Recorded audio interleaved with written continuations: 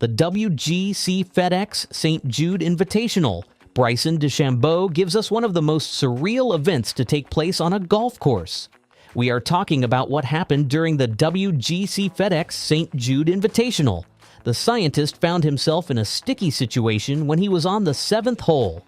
Frustrated by the way the game was going, DeChambeau called the attention of the officials when he came across this ant. Yep, an ant. What would come next is 3 minutes of pointless rule discussion. According to golf's Rule 16.2a, also known as the Dangerous Animals Rule, players would be able to take free relief by playing the ball from a different place when there is a chance they could be injured by a dangerous animal. I know, unbelievable. DeChambeau thought it made sense to argue that this ant posed a dangerous threat for 3 whole minutes. Understandable, the referee wasn't buying that nonsense. Rattled, DeChambeau would make this worse by hitting a double bogey in his next play. Better luck next time, buddy. Jakarta Gate. Colin Montgomery is at the center of this one. This one took place during the 2005 Indonesian Open in Jakarta. Montgomery was dealing with a bunker shot, only to hear that the game would have to take a break because the weather was taking a turn for the worse. That isn't the weird thing here. What was weird was that when play resumed, Montgomery returned to his spot only to find that his ball was gone. That wasn't the real cause for concern, though. The real cause for concern came up when game footage revealed that Montgomery had decided to place his new ball in a much more favorable spot than his original ball had been before the game was put on hold. At that point in time, people weren't too bothered by this. Montgomery was even able to finish the competition, and he was rewarded with winnings worth $24,000. However, when the tapes were reviewed sometime later, it seemed as though Montgomery was feeling the heat because he would go on to donate his winnings to charity. This didn't fool many, with people such as his fellow golfer Sandy Lyle referring to that incident as a form of cheating. Although he was never formally charged for what he did, Montgomery's reputation would take a huge hit. BMW Masters incident. Here, Simon Dyson would learn about the true impact of the advancement of technology in modern times. Thanks to all the cameras we have in golf today, there is nothing that goes unnoticed on the golf course. As Dyson was trying to make a routine putt during the second round of the competition, Dyson moved to mark his ball. Interestingly enough, he also tapped down a spike mark in his putting green. This may mean nothing to those who don't watch golf, but to the golfing community, this was a big no-no.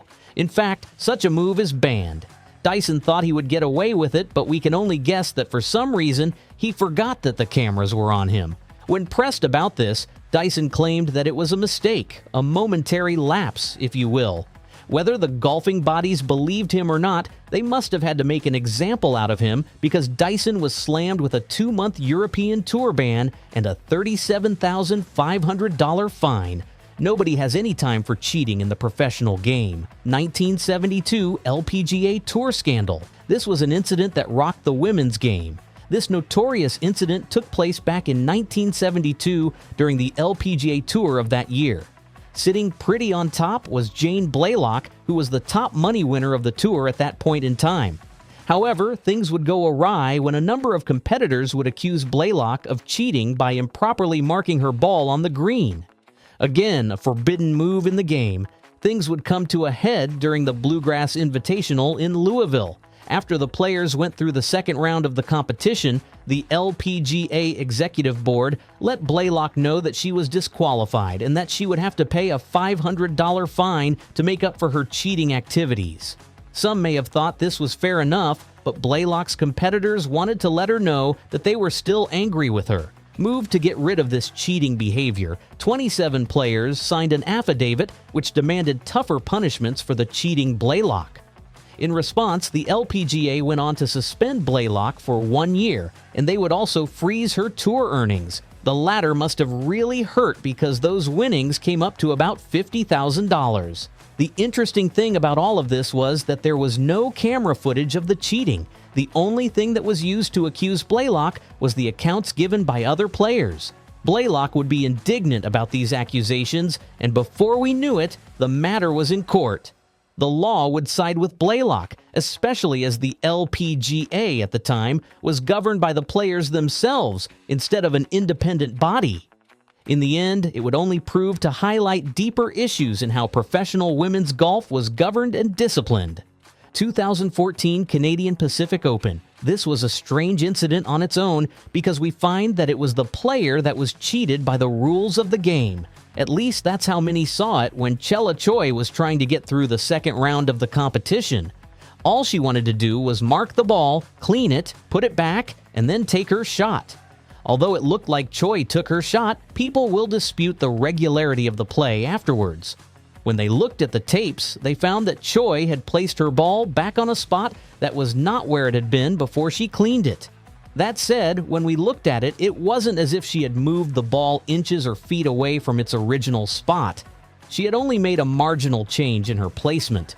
Where most other sports would have let this go, the game of golf wasn't so forgiving. After officials reviewed the footage, they decided to give Choi a 2-point penalty, which would also lead to her missing the cut by a single stroke. Understandably frustrated, Choi refused to accept the penalty. This would get Choi disqualified. At least she was able to use this opportunity to stand up to draconian rules. 2019 Hero World Challenge. This time, it's Patrick Reed who would come under scrutiny.